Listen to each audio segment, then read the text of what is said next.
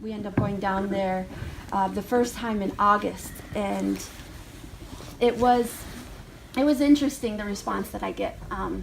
Even up to this day, you know, it's getting a little bit better, but even from my own community members of going down to Standing Rock.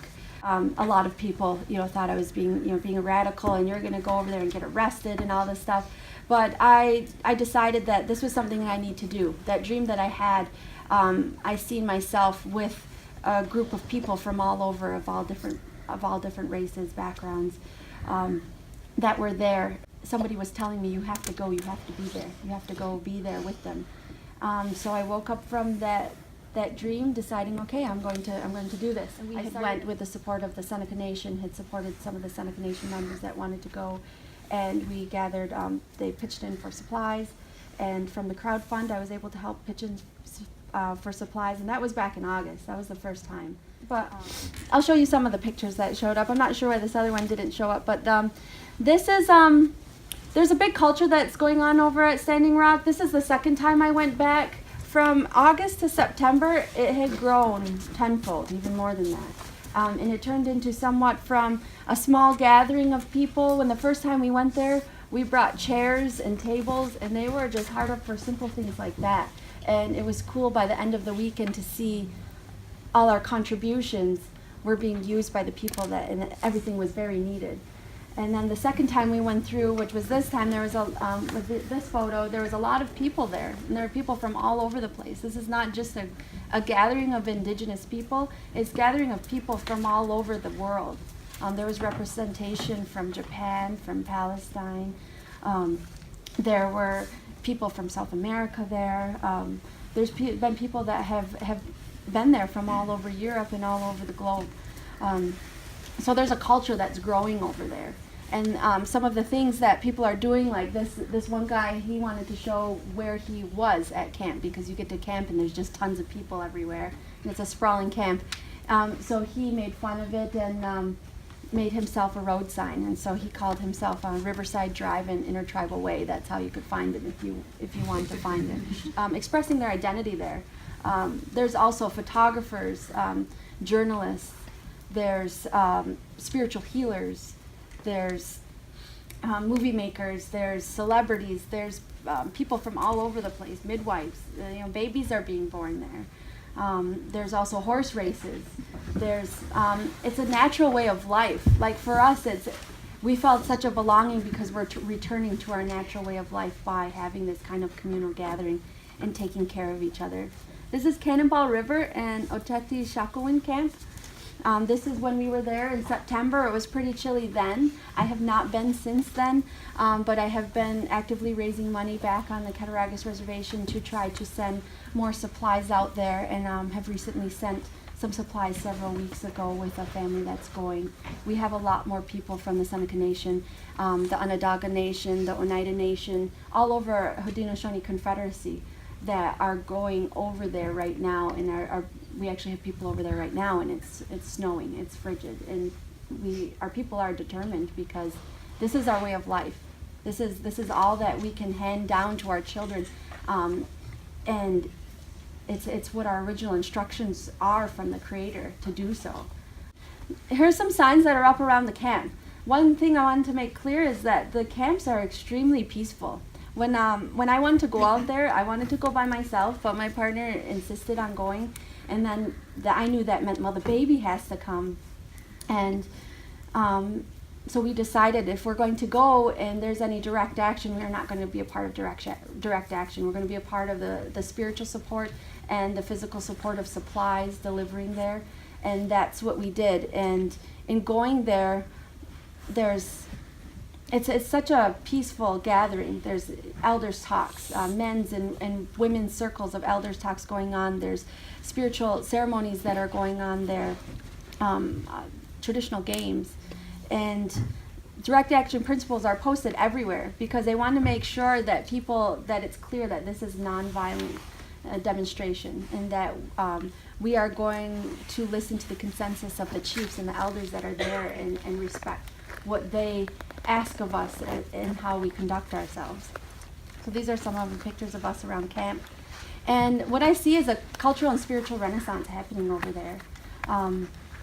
They had a field reserved for lacrosse field only. These are some of the horses that my daughter rode her first horse over there. One guy brought his whole corral and is giving horse rides to anybody that wants them over there.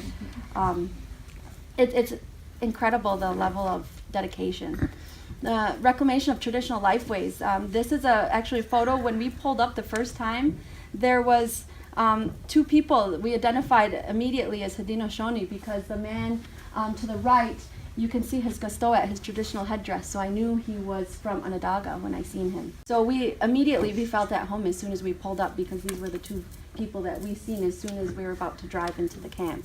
And this is a demonstration where many canoes were taken out and went from Cannonball River over to Missouri to make a demonstration. A lot of peaceful demonstrations. So Camp Haudenosaunee from September. For some reason there's an A on there. But September is when I took this as Camp Haudenosaunee. When you go there, you go everybody's welcome, but there's clear distinct areas where certain nations are camped out. So we identify by our purple Iron Wentop belt with the Six Nations flag. So that's how we knew where to go. But there's communities for everybody. Everybody fits in somewhere, some way or another. And this is a photo from some of my friends that just were there. And that's the big tent that Hickory got money together, a couple $1,000 tent, and sent over there. There's a lot more infrastructure that's being built over there to sustain the winter. So how to show your support? If you can't physically go over there, this is my sister and one of my friends. We took a U-Haul and as many supplies as we could donate. We could gather and donated them over there. You can donate supplies to the Standing Rock camps. There's a legal defense fund. So there's ways that you can either send items, monetary donation.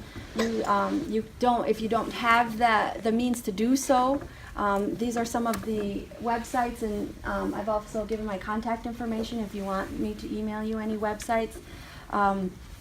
And if you can't do that, you can call your local legislators to speak on your behalf.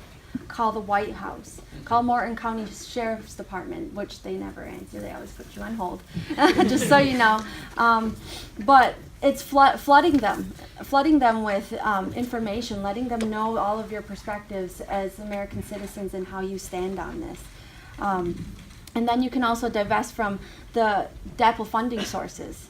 There's a lot of big banks that are out there that are funding not only the Dakota Access Pipeline, but all kinds of oil infrastructure around the country. And by taking your funding out, and by practicing conscious, I'd say conscious investment of making sure that your investments, where your money's going, who's handling your money, reflects the ethics and value system that you stand for.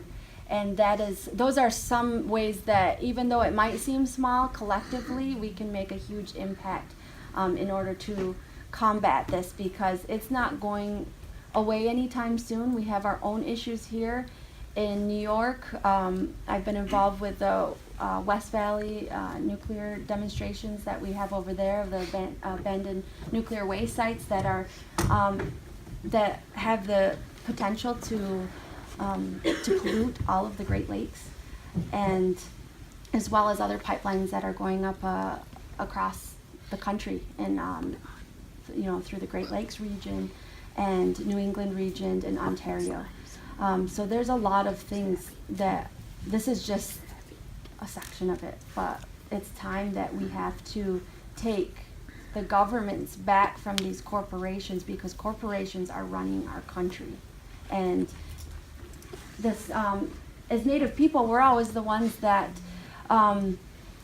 have negative outcomes in this when it comes to these corporations and their ventures that they would like to create for more revenue.